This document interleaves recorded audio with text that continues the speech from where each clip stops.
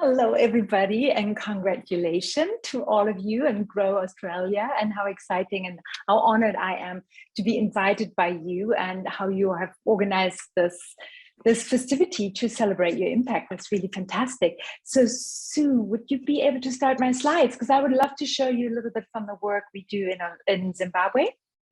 So next, please.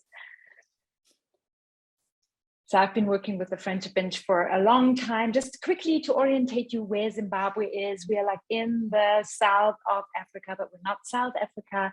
We've got about 15 million inhabitants. We've got still a high prevalence of HIV and currently also high food insecurity. And like you said in the beginning, the Ukraine war will also affect this.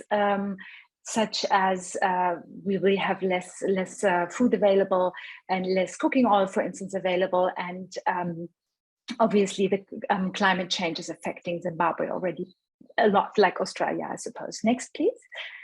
So what is the Friendship Bench? So we're also an evidence-based program using a CBT technique called problem-solving therapy, which some of you might be aware of. We also have a component of behavioral activation. And as you can see on the photos, the counseling, as we call it, is actually happening on benches. That's why it's called Friendship Bench. And we are working in primary healthcare level and really are trying to reach out to those in need in the communities. Since the COVID pandemic, we had to even pivot our offer a little bit more away from the primary healthcare clinics to the communities itself. And the behavioral activation aims a lot at getting people into income generating projects, just as much as having peer support in these groups. We are also about doing a lot of advocacy and sensitization efforts about mental health. As you can imagine, in our country, there's still a lot of stigma and lack of knowledge about mental health issues. Next, please. Thank you. So this is just to give you an overview a little bit of what it looks like. Next, please. So problem solving has been invented a long time ago, and it has been found very effective for the treatment of depression, which is exactly what the Friendship Bench is aiming at. We ourselves did a randomized controlled trial and found that it was effective and massively reduced, for instance, suicidal ideation in those receiving the program. Next, please. Thank you so much. So problem solving, just a rough overview, is really about helping someone to tell their story while a trained community health worker, our Friendship Bench counselor, helps guide this process through the questions asking towards what is actually the problem, what is the goal, how do you want to create change, and coming up with a smart action plan, how we call it in the end, so that a client who's been through a Friendship Bench session really has something to go home with to do and go about the change. Thank you. Next. So, and obviously, as this is a concept from the Western psychological world as such, we underwent a cultural adaptation that came quite organically. So in the contact with our community health workers, and we are in over 100 communities now in Zimbabwe, in rural and urban areas, the community health workers created this terminology for what we do. And all of you who don't speak Shona, I will translate. So Kuvura Pfungwa stands for opening up the mind, which is a beautiful image if you come to think of it. When you talk to someone and when you are helping someone to tell their story, that they open their mind about what is going on in their lives. Kuzimudzira means uplifting. So this is already the process of learning what to do to create that change that a person wants. And Kusimbisa means to strengthen. So this is being done with the help of another person, but also with this creating a self-help approach. Next, please. Thank you. So why do we need community-based mental health? And I think you growers, you know all about this. First of all, we don't want to just wait for someone to get really ill. We want to work early, either with the first symptoms or even prevent the oncoming of first symptoms. We want to start the conversation about mental health. And again, from what I understand about your organization, that is also so big in your mission and your vision to get people to start to talk and know about mental health.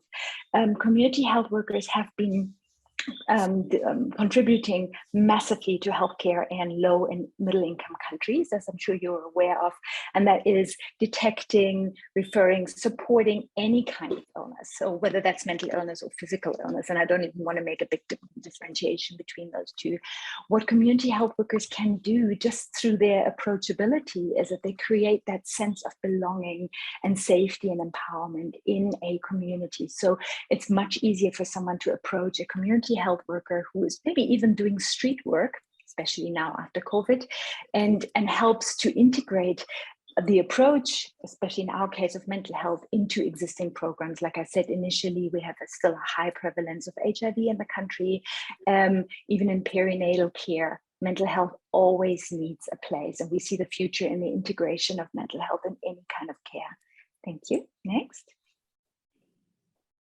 And we literally, and this is the story about storytelling really, we want to help people to create a connection, an interpersonal connection. We know that helping others helps ourselves. It increases our meaning of life and self-worth.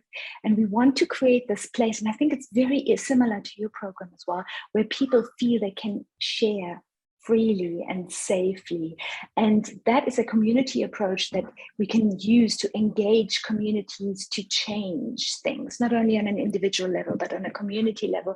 And we can always use this to develop ideas that are relevant for a community, whether that is working against a problem in the environment or a political change of some form. And so Friendship Bench is all about that as well. Thank you. Next.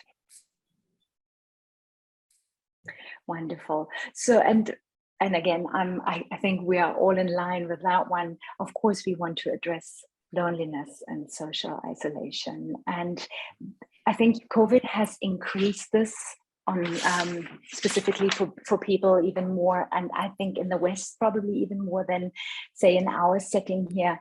But all of us need connection, and we need to build this emotional resilience through connection. I was speaking to someone the other day and I was asking, so what is the story in terms of trust in communities? And the person replied to me and said, nobody trusts anybody. And I think just a statement like that, a lot of people will say they can understand this. And so obviously we have to work with this a lot. We have to improve social interactions. We have to really decrease this distrust between people, because neurobiologically even it will put us in this place of non-safety, and that will make us anxious, and then it will be hard for us to create a good connection to someone. So by improving social interaction and social relationships through the help of those who are trained in helping others to feel safe and to open up and tell their story, we will go a long way. Thank you. Next.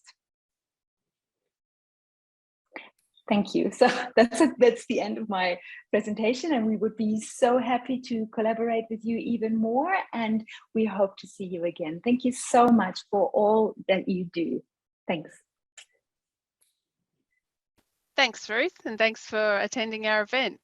What's really beautiful about the Friendship Bench is just seeing how it's a grassroots thing, and it's really in its infancy, and it's just running off of excitement and goodwill, and it's beautiful. That's how Grow started too. So we're really a big fan of the Friendship Bench, and we wish you all the success, and hopefully we'll get one in Australia.